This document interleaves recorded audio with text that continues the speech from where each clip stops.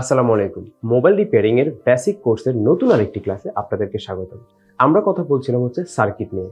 তো এই মূলত আপনি যত কিছুই শিখতেছেন কিন্তু এই সার্কিটের কাজ করার জন্যই কিন্তু আপনি শিখতেছেন। মানে সেল ফোনের সার্কিট।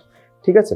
তো এই সার্কিট হোক বা পৃথিবীর যেকোনো সার্কিট হোক, সার্কিট যদি আপনি বানাইতে যান তার আগে কিন্তু আপনাকে একটা ডায়াগ্রাম বা নকশা কিন্তু ড্র করতে হবে। আপনি যদি নরমালি ব্যাপার একটা চিন্তা করেন, আপনি যদি একটা বাসা তৈরি করতে যান সেক্ষেত্রে কিন্তু আপনার বিভিন্ন ধরনের ইঞ্জিনিয়ার লাগে, যেমন সিভিল ইঞ্জিনিয়ার প্রয়োজন হয়, ইলেকট্রিক্যাল ইঞ্জিনিয়ার প্রয়োজন হয়।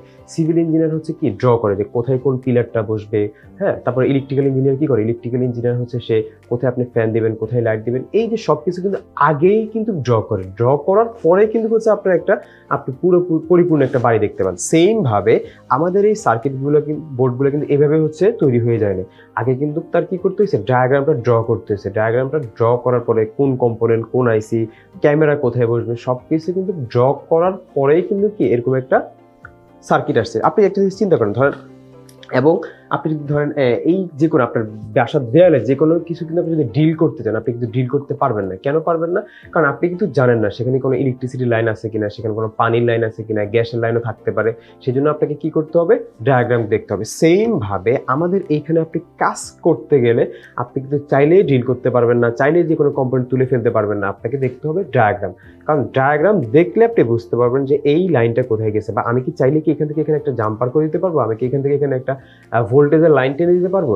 এই জিনিসগুলা করার জন্য হচ্ছে অবশ্যই আপনাকে ডায়াগ্রামটা প্রয়োজন। এই জন্য মূলত হচ্ছে আমাদের এই ডায়াগ্রামটা বোঝানো। আচ্ছা, তাহলে একটু দেখেন যে ডায়াগ্রামটা আসলে কাকে বলে। ডায়াগ্রাম হচ্ছে সার্কিট বোর্ডের কোন কম্পোনেন্ট বা কোন আইসি কোথায় বসবে তা জানার জন্য আমরা ডায়াগ্রাম দেখতে হবে। সাধারণত একটি মোবাইল সার্কিটে ডায়াগ্রামের একাধিক লেয়ার থাকে। সাধারণত একটি মোবাইল সার্কিটে ডায়াগ্রামে একাধিক লেয়ার থাকে। কথাটা হয়তো আপনারা ক্লিয়ার বুঝেন না। যেমন আপনি যে দেখতেছেন এখানে একটা বোর্ড, এখানে যদি আমি বলি এই বোর্ডের লেয়ার কয়টা, তাহলে এই বোর্ডের লেয়ার কয়টা, দুইটা। একটা, এ হচ্ছে দুইটা, তার মানে আমি দেখতেছি কয়টা, দুইটা। সেম ভাবে আচ্ছা, এখন যদি দেখেন আমি যদি হচ্ছে এই গাইডলাইনটা ধরি, এই যে এই একটা গাইডলাইন, এইটা যদি আমি ধরি তাহলে এইটা একটা পার্ট, এইটা কিন্তু আরেকটা পার্ট। তাহলে আমার এখানে এই গাইডলাইনের লেয়ার কয়টা, দুইটা। একটা, দুইটা। এখন যদি আমি হচ্ছে এইটাকে যদি মাঝখান থেকে যদি ভেঙে ফেলি তাহলে এখন এটা লেয়ার কয়টা, চারটা। একটা, দুইটা, তিনটা, চারটা। আমি যদি আরো ভাঙি মাঝখান থেকে, এখন তাহলে কয়টা, ছয়টা। মানে আমি চাইলে কিন্তু হচ্ছে এখানে অনেকগুলো কি করতে পারবো, লেয়ার আমি বাড়াইতে পারতেছি। সেম ভাবে আপনার কিন্তু আমি যদি এটাকে কম্প্রেস করে ফেলি তাহলে কয়টা, দুইটাই দেখতেছে। তো এইভাবে হচ্ছে কি আমাদের এই সার্কিট বোর্ডটাতে কি হয়, এই সার্কিট বোর্ডটাতে হচ্ছে আমি একটা এবং কি দুইটা, মানে দুইটা লেয়ারই দেখতে পাচ্ছি। বাট এইটার মধ্যে কিন্তু হচ্ছে আপনার চারটা লেয়ার থাকতে পারে, ছয়টা লেয়ার থাকতে পারে, আটটা লেয়ার থাকতে পারে। এভাবে কিন্তু কি থাকে, অনেকগুলা লেয়ার থাকে। তো এই জিনিসটা এখানে লিখছে যে লেয়ার বলতে কি বোঝায়। একটি অ্যান্ড্রয়েড ফোন হচ্ছে 4টি লেয়ার থাকে, একটি আইফোন হচ্ছে 8টি লেয়ার থাকে। এটা হচ্ছে একটা স্ট্যান্ডার্ড কথা যে একটা অ্যান্ড্রয়েড ফোনে 4টা লেয়ার, একটা আইফোনে হচ্ছে 8টা লেয়ার। বাট বর্তমানে যে ফোনগুলো বের হচ্ছে বা ফ্ল্যাগশিপ ফোনগুলো, এগুলোতে কিন্তু কি আরো বেশি লেয়ার হয়। এখন কিন্তু শুধু লেয়ারেই শেষ না, এখন কিন্তু হচ্ছে আপনার কি হয়, ডেকার হয়, মানে ডাবল ডেকার, মানে দুইটা ডিরেক্ট বোর্ডই থাকে। আবার ওই বোর্ডের ভিতরে কিন্তু আবার আলাদা করে কি থাকে, লেয়ার থাকে। ঠিক আছে, যেটা লিখছি যে অর্থাৎ আমরা যদিও দেখতে পাই একটি মাত্র সার্কিট বোর্ড, কিন্তু তার মধ্যে কি 4টা থেকে 8টা বা আরো বেশিও কি থাকতে পারে, লেয়ার থাকতে পারে। এখন কত আপনার হয়তো প্রশ্ন আসতে পারে যে দুইটাতে তো হচ্ছে, তাইলে হচ্ছে এতগুলো লেয়ার আসলে কেন লাগবে।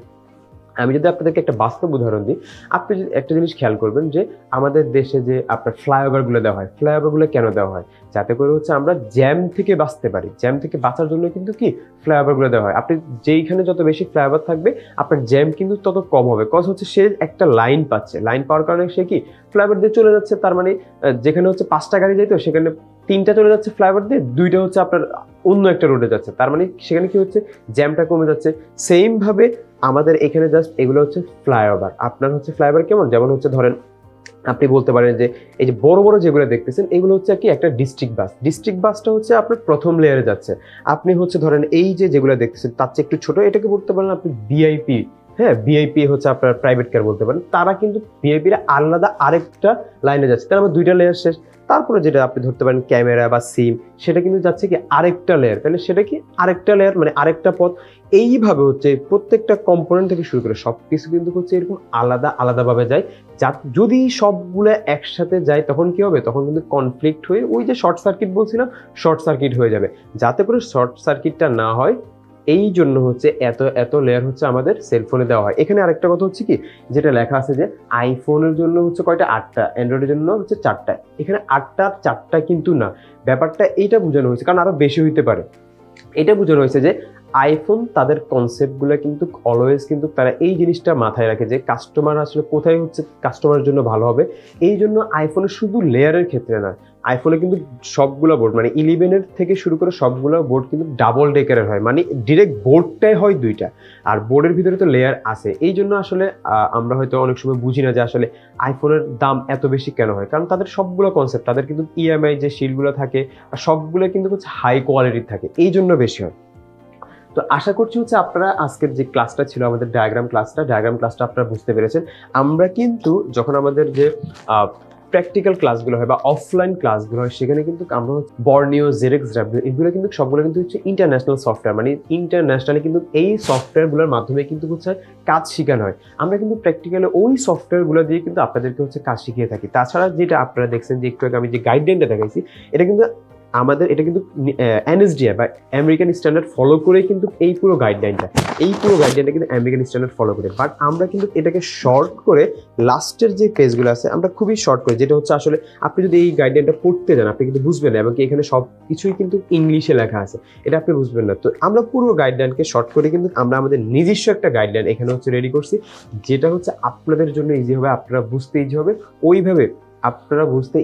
ওইভাবে কিন্তু হচ্ছে আমরা গাইডলাইনটা হচ্ছে রেডি করছি।